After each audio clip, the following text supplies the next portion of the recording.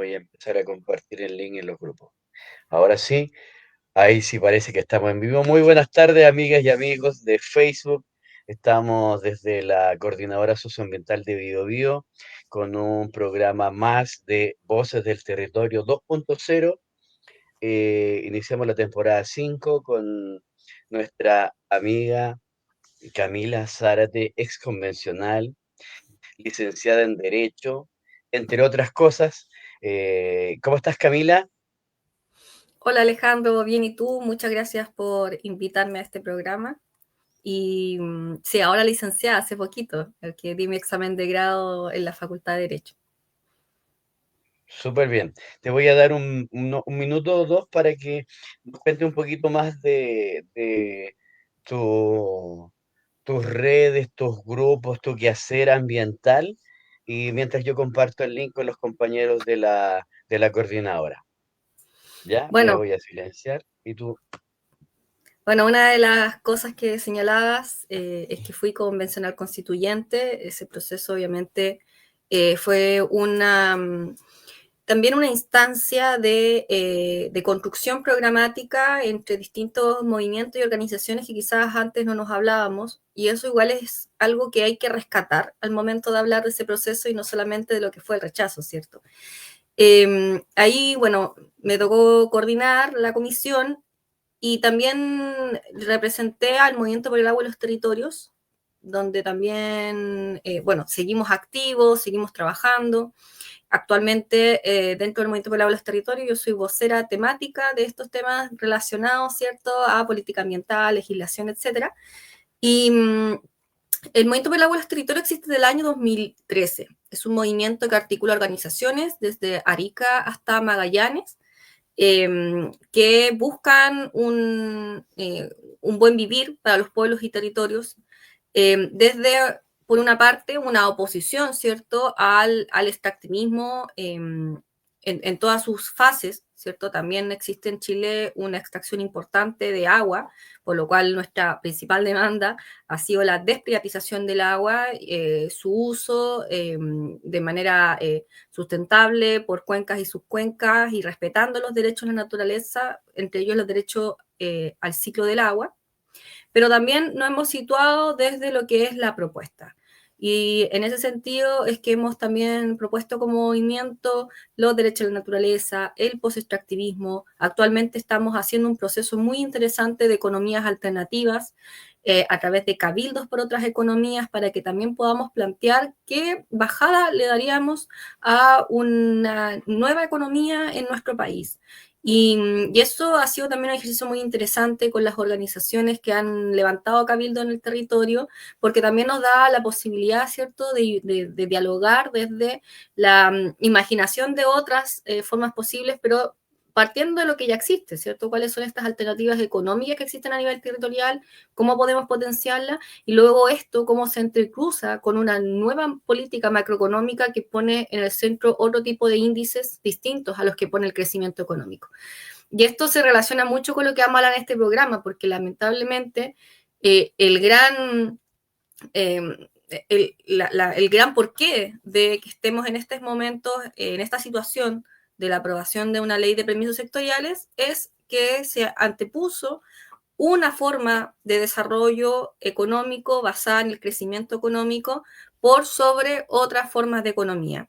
Y desde esa mirada también es que se imponen ideas que son totalmente erradas y que es importante desmitificar, como por ejemplo que las evaluaciones impiden la inversión, que hay que anteponer la inversión económica por encima de la regulación a la que le llaman burocracia.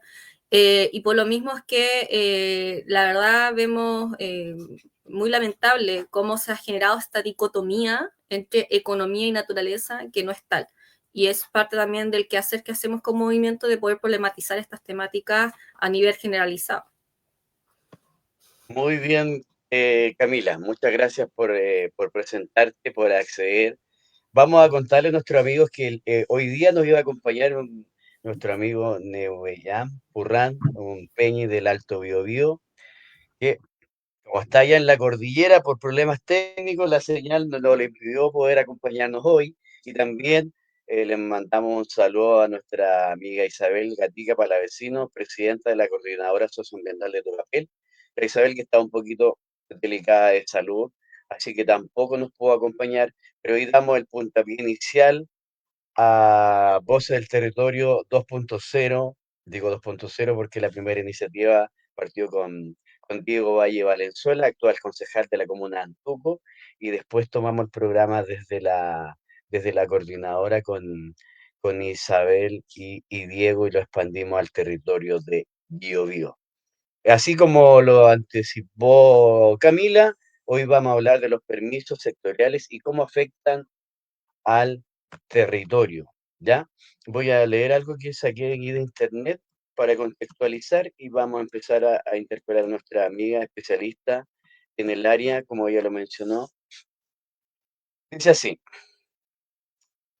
la ley de permisos sectoriales en Chile se refiere a la ley de marco de autorizaciones sectoriales, que se despachó en julio de 2025 y tiene como objetivo simplificar y agilizar la obtención de permisos para proyectos de inversión, estableciendo normas comunes, mejorando la eficiencia administrativa y dando mayor certeza a los inversionistas, sin comprometer los estándares regulatorios ni ambientales vigentes.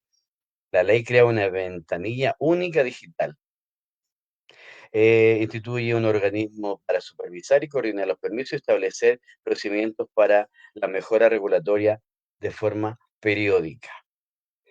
Pero, pero, Eh, Camila, ¿en qué consiste esta ley de permisología?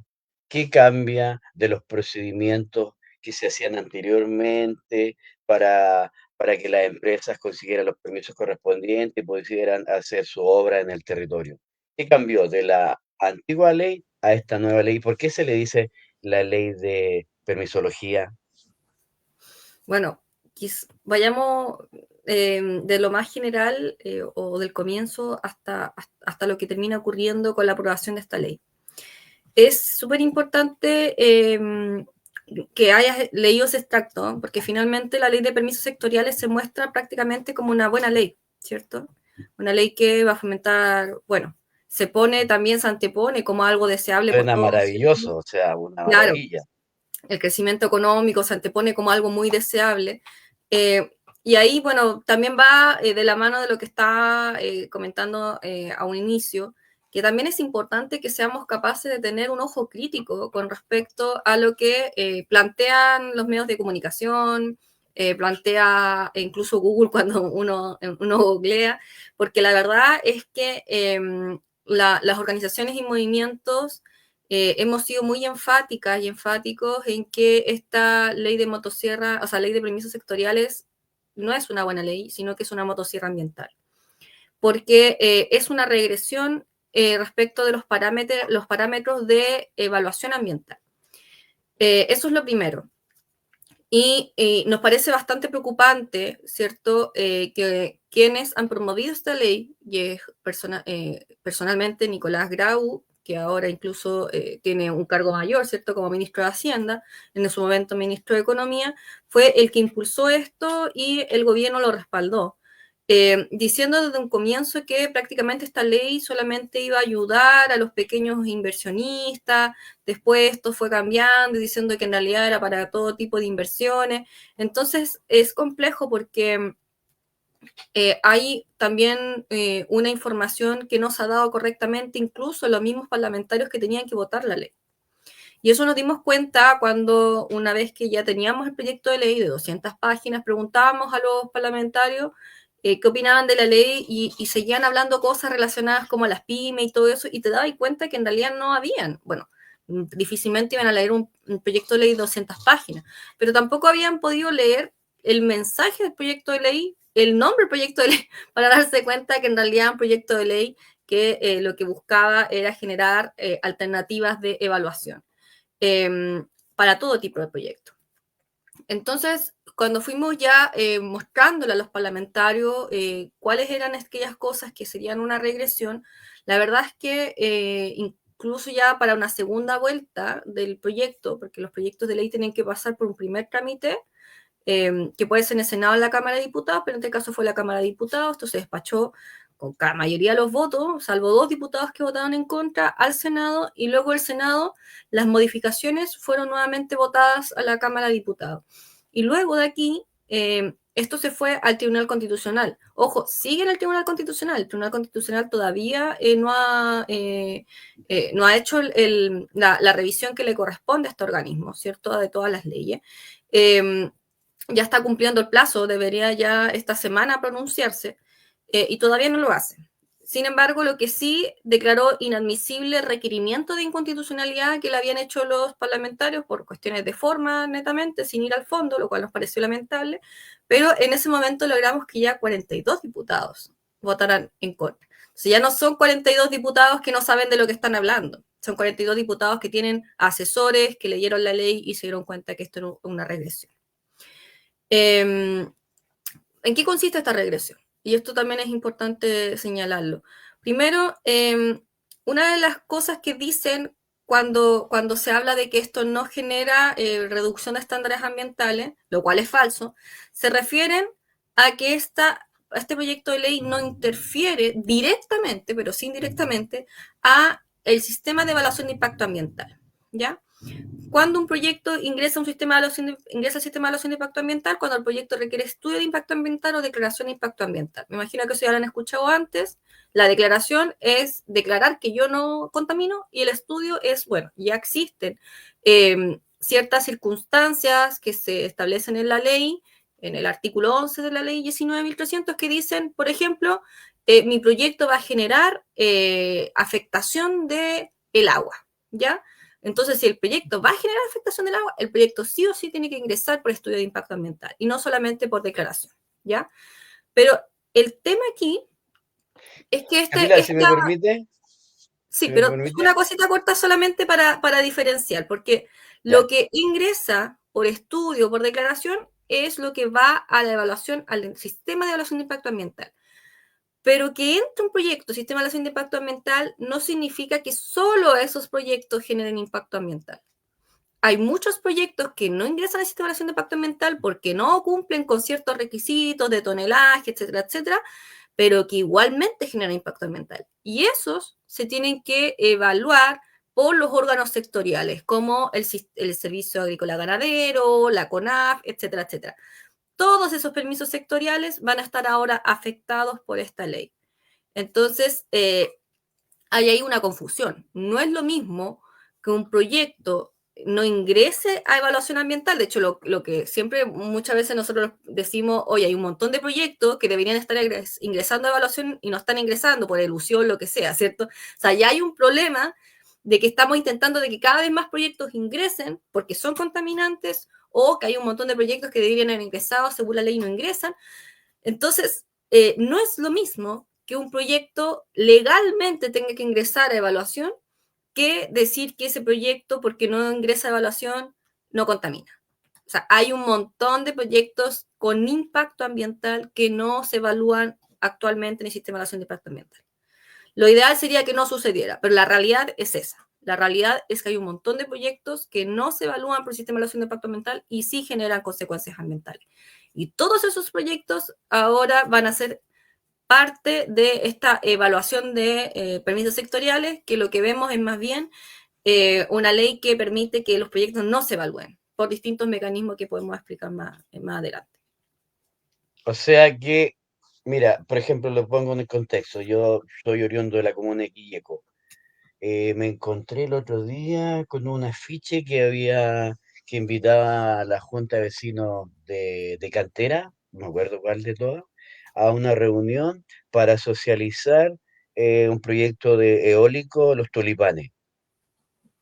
Cosa que yo había escuchado hace un par de años que había un proyecto eólico. Y, pero en este caso, si están convocando a esta reunión, ellos están en la fase de diagnóstico, están haciendo la bajada de la información a la comunidad. Con esta nueva ley sectorial, ya no harían esa bajada a estas empresas presentando los proyectos al territorio, llegarían y harían el trámite y empezarían a operar, ¿no? ¿Cierto? Mira, ahora vamos a la que es la ley concreta. En ese caso, habría que ver si es que se trata de un proyecto. Lo más probable es que ese proyecto ya sea de los que tienen que ingresar a evaluación de impacto ambiental. Y parte de los requisitos que ellos les exigen es que tienen que informar a las comunidades.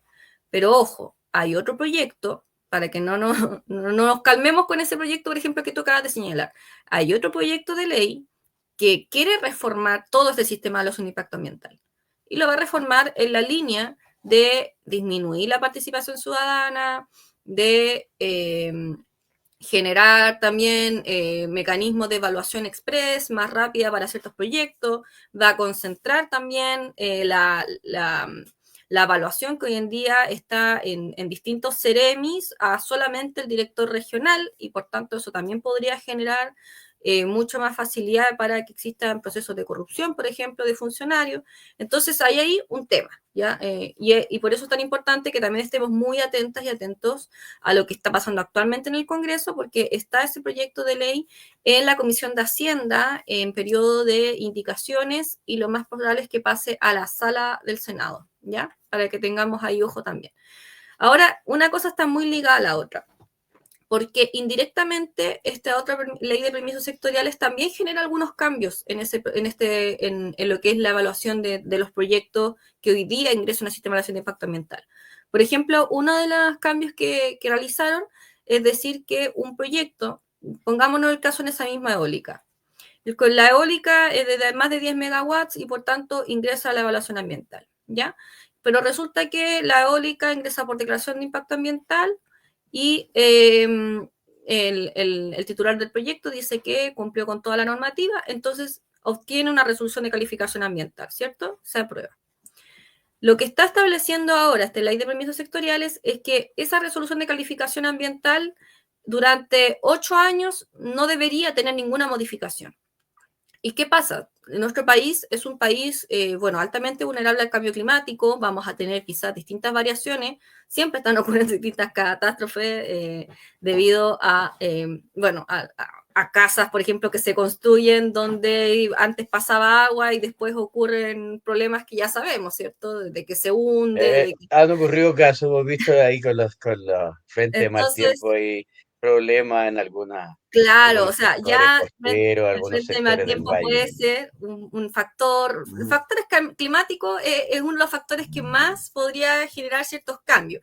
Y no hay que esperar, ¿cierto?, que esa construcción en específico le pase algo, porque lo que prima en el nivel ambiental, y eso es algo que al parecer a algunos se le ha olvidado, es el principio de prevención.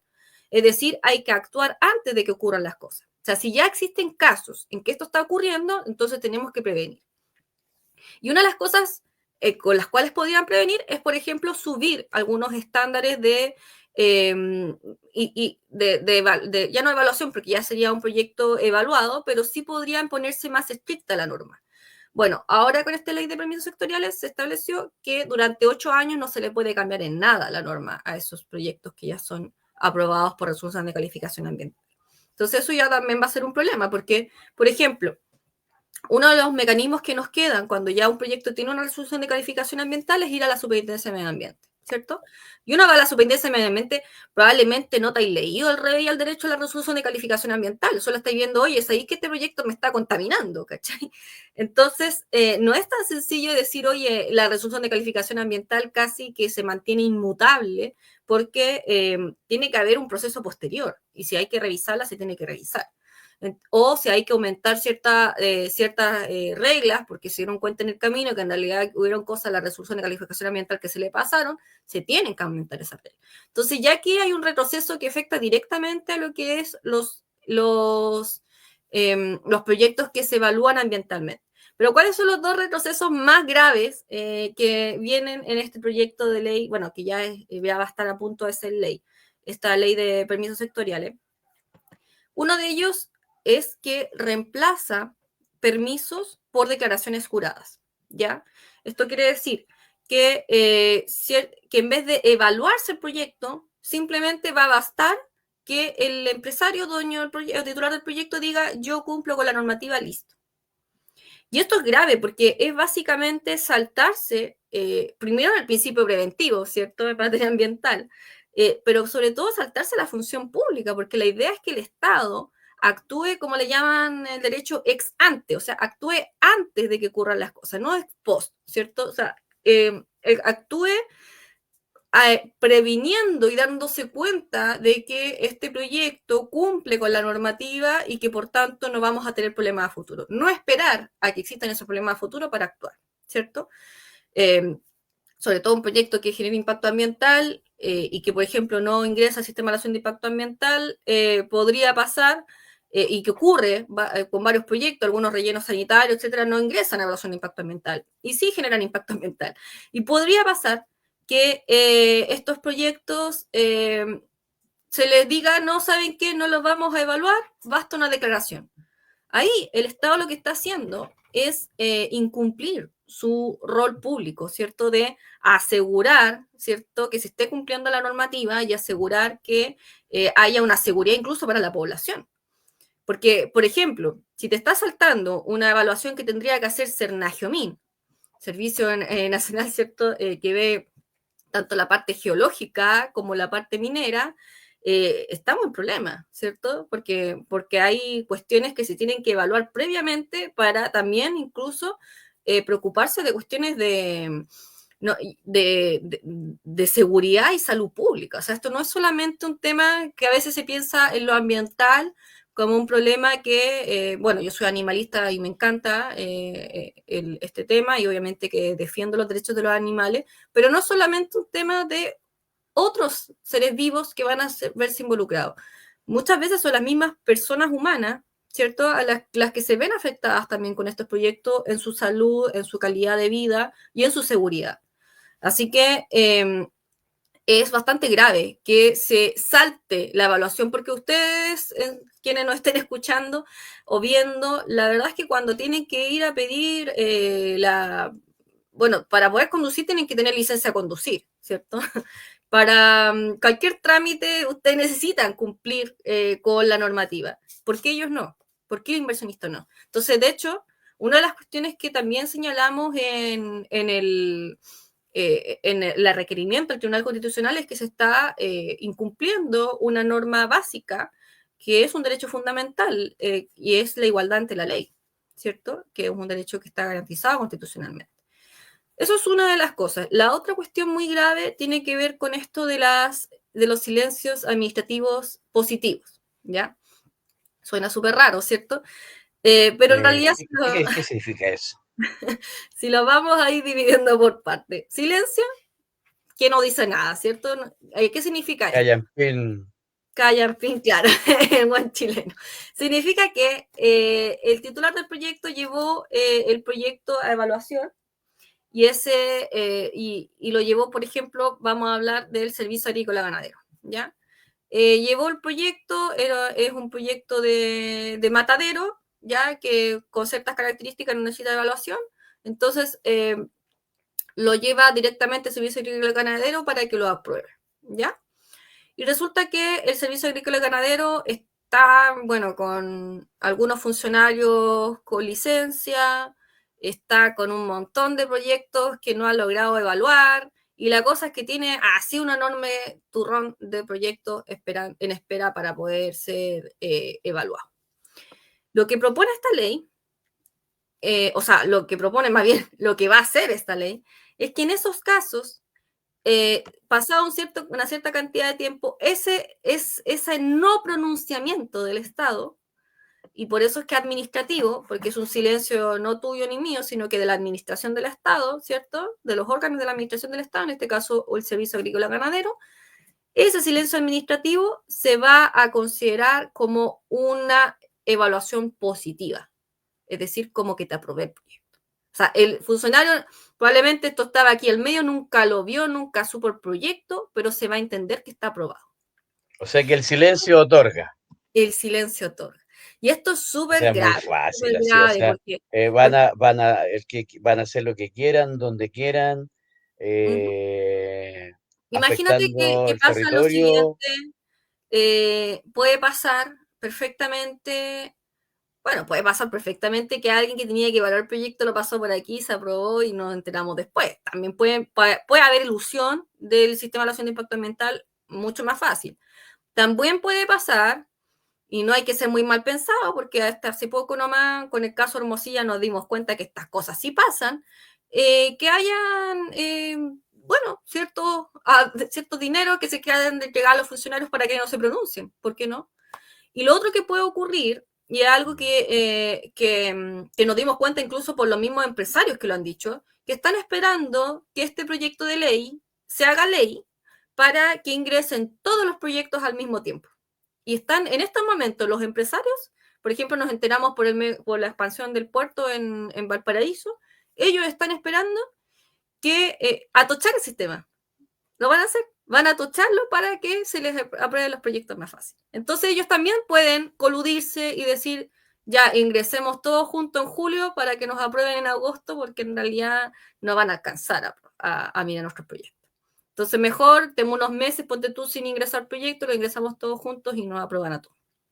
Esas prácticas también pueden suceder y ya tenemos algunos antecedentes para creer que al menos están esperando actualmente que se apruebe la ley y no están ingresando sus evaluaciones en este momento, esperando que estén en estas mejores condiciones y por supuesto que van a tochar el sistema, porque otra cosa que no hace esta ley no refuerza los órganos públicos, no es que entregue más capacidades para que existan más funcionarios, no, van a ser la misma cantidad de funcionarios, mucho más atochados, probablemente hayan más licencias por problemas de salud mental, por el agobio que va a significar esto, de que le hayan acortado los plazos y si no se entiende aprobado, que lo más probable es que haya muchos silencios administrativos negativos y no nos cabe duda de eso. No, es que uno dice, pero ¿por qué si van a favorecer el trabajo, la inversión? Pero hemos visto casos, es cosa de ver las noticias, mirar atrás, por mencionar el tema de Hermosilla.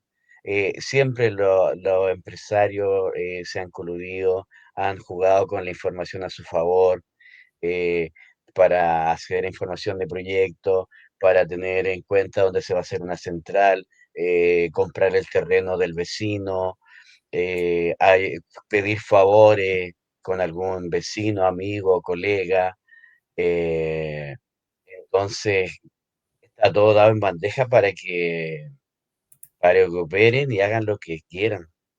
Entonces, es súper, súper complejo el tema para la gente campesina, para la gente rural, para la gente de nuestros pueblos originarios, que ya se han visto, ¿no es cierto?, invadidos por grandes proyectos, ya sea el eólico, con paneles solares, con el tema de la hidroeléctrica, y, y ahora ni siquiera les van a informar, ni siquiera les van a consultar, todo va a ser una declaración jurada, un permiso que no tenga Claro, respuesta, o sea, esto no tiene nombre. mira, yo te voy a decir algunos ejemplos de proyectos que van a pasar de esta manera, que no tienen una evaluación, no pasan por el sistema de evaluación de impacto ambiental y por tanto muy probablemente van a ser aprobados o por silencio administrativo negativo o por avisos o declaraciones. Modificación de cauces, desagües, mataderos, vertederos para hasta 30.000 personas, centrales eléctricas de hasta 3 megawatts. Entonces, por ejemplo, podría pasar que, como te decía, quizás esa central eléctrica de 10 megawatts entró al sistema de impacto ambiental, pero hayan hecho varias centrales de hasta 3 megawatts que no entran. Y en ese caso, todas se van a evaluar por este sistema.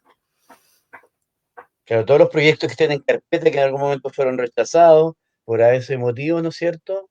Ahora van a tener la facilidad de enviarlos nuevamente y esperar que empiece a jugar con lo que los favorable de esta ley, ¿no es cierto? Que vaya con una declaración jurada o que no tengan respuesta para lograr conseguir la autorización. Claro.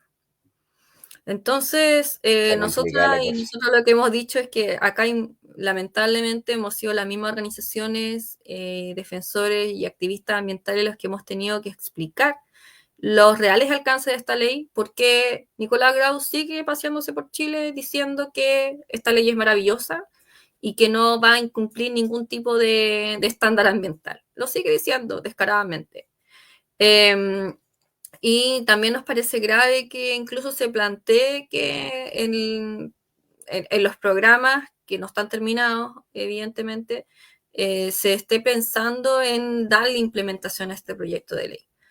Es un proyecto de ley que solamente la derecha lo ha aplaudido de pie, porque, porque le sirve a ellos, le sirve a los empresarios que se quieren saltar la fila, a los que no les interesa ni el cuidado ambiental, ni la protección de las comunidades, ni la situación que se vive en los territorios, donde ellos imponen una forma de trabajo, pero la verdad es que existen un montón de economías territoriales que se ven afectadas también en su forma de trabajo debido a estas empresas extractivistas que se imponen en los territorios, que desde la agricultura campesina hasta la pesca artesanal, el turismo, el comercio, muchas veces son trabajos también y economías territoriales que se ven afectadas por esta forma de economía que se impone. Entonces también hay que ser súper críticas y críticos en estos discursos que se plantean, como esto como algo bueno.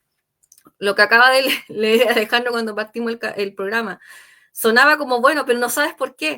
Porque en Suena realidad maravilloso la ironía. no está diciendo nada bueno. Te hacen creer que es bueno para ti, pero en realidad esto no mejora en nada, ni a la familia chilena, solamente llena de bolsillo a lo mismo de siempre, los dueños de Chile que pueden instalar sus proyectos ahora saltándose la normativa. Así que vamos a igual, obviamente, seguir viendo cómo va esto. En estos momentos, como te decía, todavía falta que el Tribunal Constitucional se pronuncie. Luego ya viene la publicación, la promulgación y luego vienen los reglamentos, ¿cierto? Entonces vamos a tener que estar viendo cómo van con esos reglamentos, que probablemente ya no alcanzan a estar para este mandato. Y luego de eso, ir viendo probablemente caso por caso cómo se va aplicando esta situación de los permisos de la, bueno, más bien de los avisos y declaraciones juradas en vez de permisos o de los silencios administrativos negativos, ir viendo qué proyectos se aprueban con eso, porque yo creo, o sea, nosotras creemos que lo principal ahora es también desmontar esta mentira de que no se están rebajando estándares ambientales eh, y demostrarlo, bueno, cuando ocurra el momento con hechos y si es que es necesario, bueno, ir a Tribunal Internacional hay que hacerlo, pero también hay otra cosa que hemos estado denunciando, y si me permites, Alejandro, tomar un poquito más de minutos, que tiene que ver Adelante, por con, favor. Es importante aprovechar este espacio. Pues de hecho, por eso nos replanteamos sacar de nuevo el programa, porque esto no lo muestran en los canales de televisión, en los medios de comunicación como las radios, y tiene que ser a través de programas alternativos donde se dé espacio y se dé la otra mirada a esta maravilla de ley de permisos sectoriales. claro, y bueno, esta maravilla también tiene una génesis bastante cuestionable. Eh, Eso ya se logró investigar, bueno, a través del periodismo de investigación que afortunadamente también nos ayuda mucho, ¿cierto? Como Interferencia o CIPER. Y desde ahí se investigó y se dio a conocer que Nicolás Grau, entre otros ministros del gobierno, habían tenido distintas reuniones con empresarios en la casa de Salaquet. Salaquet, que ahora funciona como un lobista, pone su casa, invita a empresarios y utiliza su casa para hacer cenas con empresarios y agentes y autoridades para hacer lobby. Y el problema es que estas reuniones ni siquiera fueron ingresadas por ley del lobby. O sea que tuvieron que, a través del periodismo de investigación, darse cuenta de estas reuniones. Y en particular, para el caso de lo que tiene que ver con la ley de permisología, Nicolás Grau hizo una reunión a la que invitó a Maisa Rojas, la ministra de Medio Ambiente, quien tendría que estar preocupada del medio ambiente, a reunirse en la casa de Salaquet con salmoneros y ellos, bueno, dicen que en realidad no se tomó ninguna decisión importante como para que apareciera, para anotarlo en la ley del lobby, o sea, para anotarlo como lobby, más bien. Eh, pero lo que se ha logrado filtrar también de las mismas declaraciones que dieron los empresarios salmoneros que participaron, es que ellos dicen que una de las principales cosas que se conversó ahí era lo que le llaman en su momento la burocracia en los permisos, ¿cierto? Y que también tiene este término peyorativo de permisología, ¿cierto? Como que los permisos son innecesarios y están de más prácticamente. Entonces, ese fue el tema central. Y al mes siguiente ingresa por parte del Ejecutivo, este mismo Nicolás Grau, que participó de esta reunión, la ley de autorizaciones sectoriales al Congreso y con discusión inmediata. Entonces ya tenemos ese problema de esa génesis, que es una génesis o sea, de una injerencia O sea, directa de la cae de empresarial. maduro que esta discusión inmediata y de que este impulso, este proyecto nació de esa reunión en la casa de Salaquet. O sea, no cabe duda de aquello. O O sea, es más claro sea, es echarle agua. O sea, innegable. las No, pues declaraciones de las imposible. salmoneras es que era para hablar de una ley de permisos, o sea, era para hablar de un compromiso del gobierno para eliminar la permisología. Mes siguiente se ingresa un proyecto de ley para eliminar la permisología, o sea, y en el Congreso. Una reunión que no ingresaron por ley del lobby. Y esto es bastante grave porque te parece un poco a lo que pasó con la ley Longueira. No sé si se acuerdan algunos de que la ley de pesca, prácticamente los mismos empresarios redactaban los artículos y luego los votaban los parlamentarios. Y bueno, resulta que después, durante la tramitación, además de que hubieron minutas que fueron desde el gobierno directamente enviadas a los parlamentarios diciendo aprueben, esto le va a hacer bien a las pymes, no se quejen, esto es prioritario para el gobierno, y aprobaron, y de hecho después varios parlamentarios también se quejaron por eso, eh, y han sido bien valientes también, incluso diciendo, bueno, este es mi gobierno, para los parlamentarios que siguen siendo parte de ese del gobierno, del oficialismo, pero aún así, esto que se hizo mal, ¿cierto?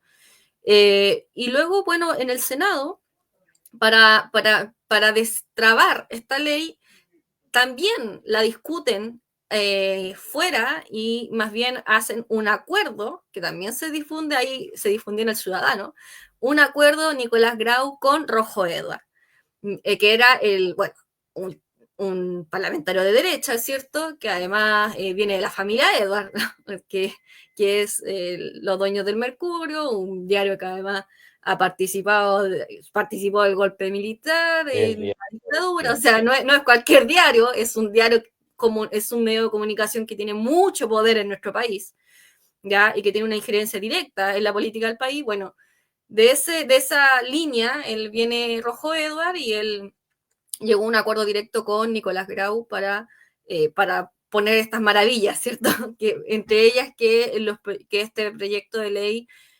que ahora va a ser ley establezca que se aplican estos avisos, declaraciones juradas y silencio administrativo negativo para todo tipo de proyectos, de todo tipo de envergadura. Porque al menos cuando ingresó al Senado todavía era para pequeños proyectos. O sea, no establecía muy bien criterio y todo, dentro de todo alguien se podía saltar la norma, igual no era una buena ley, pero la empeoraron en el Senado. Y ese empeoramiento tiene que ver con que el proyecto estaba muy estancado y lo destrabaron a través de un acuerdo directo entre Nicolás Grau y Rojo Edward. Esas son las cosas que no hemos enterado hasta ahora, Alejandro. Probablemente nos enteremos con el tiempo de más cosas y es parte, creo, también de lo que tenemos que hacer para no olvidarnos de esta ley. Obviamente cuando ya esté ejecutándose la ley nos va a molestar mucho más, ¿cierto? Pero no nos podemos olvidar de estas cosas que ocurrieron durante la tramitación y ante la tramitación, además de la discusión inmediata, además de todo de este juego comunicacional, de la permisología, la burocracia que se instaló, hablan de un proceso bastante cuestionable y probablemente cuando ya estemos viendo los graves efectos ambientales de esta ley, tengamos que recordarnos de ello y hasta podríamos promover más adelante una anulación. ¿Por qué no? Oye, es preocupante todo la información que nos ha entregado Camila. La verdad, uno siempre dice que sí está bien. Necesitamos fuentes laborales, necesitamos ingresos, que haya trabajo, pero no nos podemos dejar de lado lo más importante, cuidar la casa común, preocuparnos del territorio, de la gente agrícola, de la gente ganadera. No es llegar y meter proyectos entre medio de las personas. eh, y ahora menos que ni siquiera hagan participación ciudadana, que no consideren cumplir con ciertos requisitos básicos, que a toda persona tú quieres hacer una casa, tienes que pedir permisos, tienes que presentar los planos, tienes que cumplir con esto y estos requisitos. La verdad es impresentable, impresentable. Se nos viene un tema bastante complejo. Te agradezco tu tiempo, tu disposición. Esperamos que podamos seguir en contacto para seguir avanzando, ir viendo, monitoreando cómo va avanzando este proyecto. Eh, Mira aquí un saludo de Rodrigo del Sur. Dice, hola, hace poco aprendí que en el Perú se le ha llamado tramitología a la burocracia. Claro, Mira, inventan distintos términos, pero es que ya estamos, es un fenómeno internacional. De hecho, súper interesante lo que plantea Rodrigo, porque, bueno, Chile está inserto en el mundo, entonces esto ha sido un fenómeno muy fuerte en Latinoamérica. En nuestro continente hemos hecho un esfuerzo importante debido a que somos esos mal dicho países del sur que con el extractivismo o con la extracción intensiva de elementos naturales estamos abasteciendo al norte global, ¿cierto?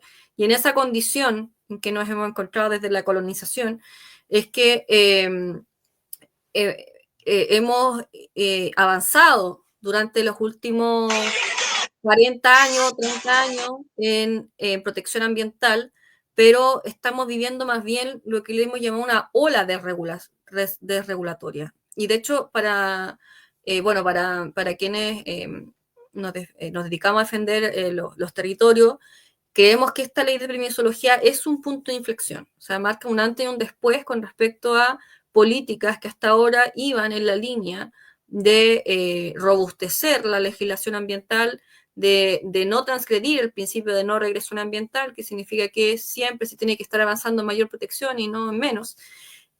Y pasamos ya bueno, pasamos una línea que queríamos nunca cruzar, ¿cierto? Que ya es la línea de la desregulación. Pero de todas maneras, insistir, o sea, eh, hay, hay proyectos de desregulación ambiental, incluso hasta más graves aún en el Congreso, como la reforma sistema de evaluación de impacto ambiental, está todavía la reforma a las concesiones marítimas, está también la reforma a la ley de patrimonios.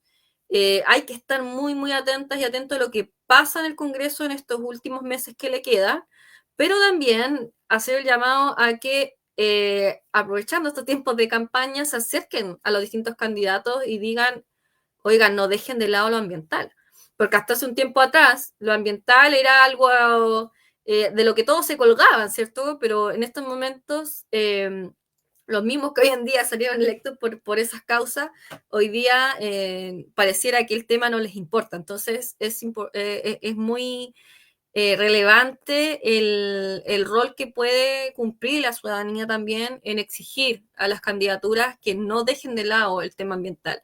Los programas ambientales de todas las candidaturas en estos momentos son paupérrimos ausentes. O sea, no vamos, ¿para qué hablar de candidatos tremendamente peligrosos para la naturaleza como son Kast y Kaiser? De hecho, el programa de Kaiser dice que el ecologismo es una religión para destruir el cristianismo, o sea, a ese nivel. Pero Kast también planteaba cuestiones tremendamente peligrosas para la naturaleza.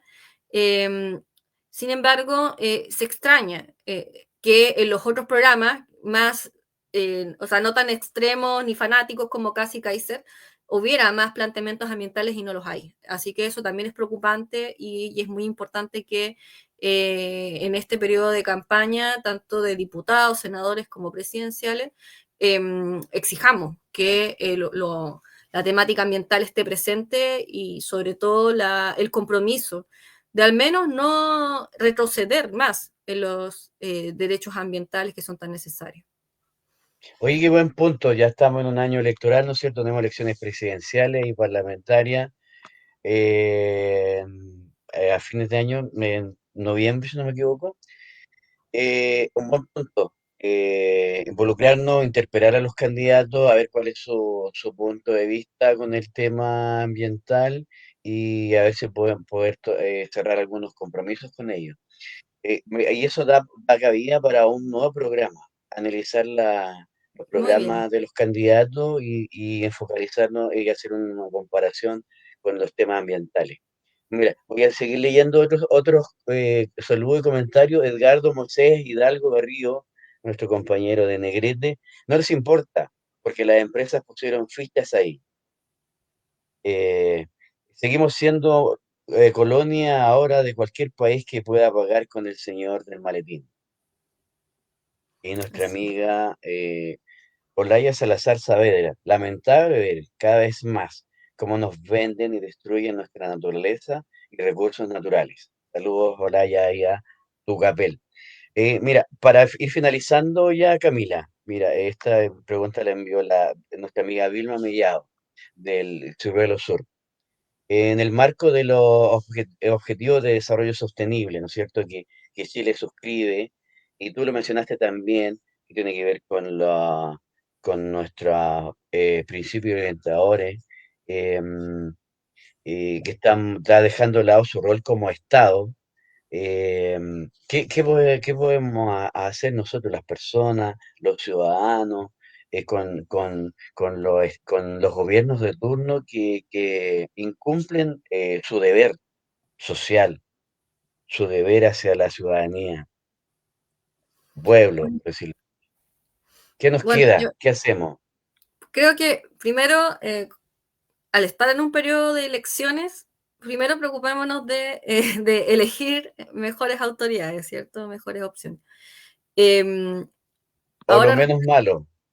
claro, ahora respecto de las autoridades, bueno, eh, acá tenemos un problema igual de un país que es presidencialista y por tanto el presidente de la República, en la medida que va poniendo urgencias, también va estableciendo los tiempos del Congreso, ¿cierto? Y en este caso pasó eso, porque fue una política que llevó el gobierno de Gabriel Boric, lo cual es bastante preocupante porque era el gobierno que se decía ecologista. Entonces, para eso ha hecho este discurso de decir que esto no interfiere con los estándares ambientales, lo cual ya con todo este programa que tuvimos nos dimos cuenta que es falso, ¿cierto? Entonces, no estamos en una situación muy sencilla en términos de un relato engañoso versus lo que realmente sucede para poder comprobar, por ejemplo, que se están generando situaciones de abandono de deberes, etcétera. Pero sí lo que podemos hacer es eh, interpelar, ¿cierto?, políticamente respecto de lo que fueron los compromisos y lo que realmente sucedió. Ahora, en términos judiciales, también hemos visto que es necesario que ocurran ciertos hechos particulares con ciertos conflictos cuando ya se empieza a ejecutar la ley para que podamos esto judicializarlo, ¿cierto? Y ahí vamos a necesitar, obviamente, esperar un tiempo a que empiece a ejecutarse esta ley y a su vez aprovechar ese tiempo no para estar sentado en la casa y no hacer nada, sino que para que nos articulemos territorialmente a nivel regional y de esa manera podamos estar haciendo seguimiento a lo que está ocurriendo en estos servicios sectoriales, tanto en la página web que van a crear de Super, que se va a llamar, pero también en los distintos servicios, si es que hay algún contacto con algún funcionario que nos pueda estar ahí comunicando de el uso que se está dando de esta ley y las nuevas instrucciones que se les empiezan a dar, etcétera. O sea, vamos a tener que estar muy desplegados haciendo esta fiscalización ciudadana, porque lamentablemente, dado que el Estado va a dejar de cumplir su rol de fiscalizar anteriormente que se cumpla la normativa, vamos a tener que cumplir un poco ese rol los defensores, ¿cierto? Así que el llamado obviamente es a que la región del Biobío todas estas articulaciones que han ocurrido también a propósito de la motosierra ambiental se robustezcan para que podamos hacer este seguimiento y luego, si ocurre algún caso particular, lo podamos judicializar. Y ahí ya empiezan a existir estos organismos internacionales, ¿cierto? Donde también podemos acudir. Mientras la ley no se ejecuta, o sea, mientras no tengamos ley que se esté en este momento ejecutando, no tenemos esa herramienta como para poder ir a esas instancias. Y bueno, la otra cosa que tiene que ver con estos objetivos, claro, el tema es que, de hecho, ni siquiera hay que hablar de los ODS. El mismo acuerdo de Escazú establece el principio de no regresión ambiental como uno de esos principios que el Estado debe promover. Entonces, desde ahí también, al momento que esto vaya avanzando, porque lamentablemente estos instrumentos internacionales son bien lentos, también podríamos cuestionar esta ley como un incumplimiento al deber estatal de seguir el principio de derecho ambiental de no regresión. Entonces, son distintas vías que tenemos que seguir evaluando. Lo importante igual es que ya tengamos claro que al menos la vía del Congreso ya pasó, que a la vía del Tribunal Constitucional, y, y para todo esto vamos a necesitar mucha organización de los distintos movimientos que estamos articulados. La idea es que si hay alguna organización que aún no está articulada, se articule. Nos estamos articulando en un movimiento plurinacional que articula movimientos también, que es la Asamblea Ecologista, y desde ahí estamos buscando las distintas instancias para hacer frente tanto a esta ley como otros proyectos de ley que se vienen también en carpeta en el Congreso. Y los otros llamados es a que también difundan este programa, difundan otras informaciones que vienen de las organizaciones ecológicas que defienden la naturaleza, y además también que se informen de canales oficiales, porque ya no podemos tampoco confiar en lo que sale en Google, sino que vamos a tener que estar mucho más atentas, por ejemplo, a que si queremos leer una sentencia del Tribunal Ambiental, vamos a tener que ir al Tribunal Ambiental y descargar ahí la sentencia, porque lamentablemente incluso estas herramientas que a veces son muy útiles para hacer resumen, etcétera, muchas veces se basan en fuentes que no son oficiales y que más bien siguen el relato comunicacional que ya sabemos no es afín a los pueblos y las comunidades, sino más bien a los empresarios que pagan por esos medios, ¿cierto? Así que por lo mismo también el llamado a que nos informemos por fuentes oficiales, nos organicemos a nivel regional y difundamos esta información y las redes sociales de las organizaciones que están defendiendo la naturaleza. Muy bien. Mira, el último saludo. Bueno, Edgardo, sigue comentando. Lamentablemente todos los candidatos están en el discurso de polos de desarrollo económico, que de una forma de no decir a las zonas de sacrificio.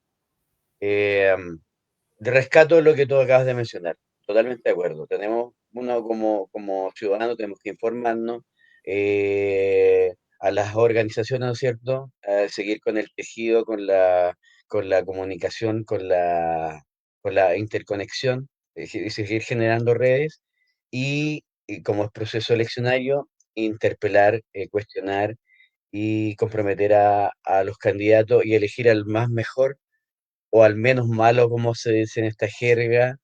Y yo creo que vamos a darle una vuelta con los compas para hacer un análisis de las propuestas ambientales de los candidatos. Bueno, una cosa es que lo propongan y otra cosa es que lo cumplan, pero ya que lo propongan ya es algo a considerar a la hora de darle nuestro voto. Bien, Claro, poner los Camila, temas en la mesa, eso también es muy importante.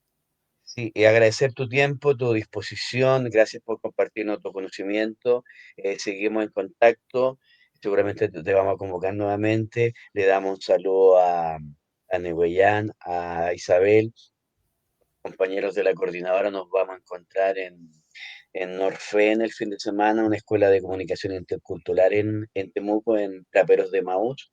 Así que por mi parte me despido, agradecido de retomar este proyecto. Muchas gracias, Camila, tus palabras de cierre. Bueno, yo también quiero agradecerles a ustedes por la invitación, agradecerle también a Vilma que nos hizo aquí el contacto. Bueno, un saludo también a Isabel, que se mejore. Y creo que ya hemos sido bien enfáticos y enfáticas, que hay que seguir organizados, es verdad, los candidatos están reproduciendo el mismo discurso extractivista, desarrollista, que no nos gusta, pero de todas maneras, igual interpelando, vamos a poder instalar temas que son necesarios. También, ojo, que hay algunos candidatos que no se muestran tanto, pero que sí tienen otras miradas, otras visiones, para que ahí estemos analizando y conversando, pero igual queda más tiempo también disponible para poder apoyar en el programa, para analizar ahí las distintas propuestas de los candidatos. Y bueno, recordar, todavía están estos proyectos en el Congreso, así que no nos podemos relajar, tenemos que seguir articulado y articulado. Y una cosa, antes que nos vayamos, que hayamos logrado que haya un requerimiento de inconstitucionalidad en el Tribunal Constitucional por 42 diputados, de los cuales 40 de ellos en una primera instancia aprobaron el proyecto y luego se dieron cuenta de lo malo que era, es nada más que gracias a la presión social. O sea, hemos tenido resultados. Eso también revenció algunas cosas a la interna, ha provocado que otros proyectos de ley también mucho más terribles como la reforma del sistema nacional de impacto ambiental no avancen. También hemos logrado que las organizaciones ambientales nos rearticulemos, podamos dar vuelta a un discurso que parecía intocable. Y eso es súper positivo porque da cuenta de que sí hemos tenido algunas ganadas concretas, quizás no son tan enormes como nos gustarían, como por ejemplo que no hubiese salido este proyecto de ley y no se hubiese aprobado, ¿cierto? Pero sin duda estas pequeñas ganadas también son importantes. Y más van a ser también al momento que tengamos que estar haciendo seguimiento a cómo se ejecuta esta ley y probablemente judicializar si es necesario o obligar a retrotraer si es necesario. Así que por lo mismo que también dejar ese mensaje como más positivo de que sí hemos tenido algunos avances y por lo mismo hay que seguir en esta misma senda de articulación y lucha para que frenemos esta motosierra ambiental y no permitamos que siga avanzando. Ya, oye, sí, sí, me gustó esa frase, ya, ¿no es cierto? De este rayo de luz, esta visión de esperanza. Yo en lo personal, después de los, de los fracasos constitucionales, y no sé, miraba hacia alrededor y la sociedad como que ya marchar o organizarse ya como con un bajón, un desánimo, una indiferencia, una apatía. eh, pero si no nos despertamos y no nos activamos, va a ser mucho peor todo. Así que eh, personas como tú, como la Vilma, como la Isabel, nos inspiran y nos motivan a trabajar porque tenemos que cuidarnos entre nosotros. Muchas gracias, Camila. Nos vemos pronto. Le damos a la Olaya, al Edgardo, que nos comentaron acá, y a Rodrigo, ¿no es cierto? Muchas gracias por su comentario. Estén atentos, se viene en más programas de Voces del Territorio 2.0, temporada 5. Cuídate, cuidémonos entre todos. Gracias totales. Gracias. Finalizar transmisión. ¿No quiere finalizar ahora? Ahí sí.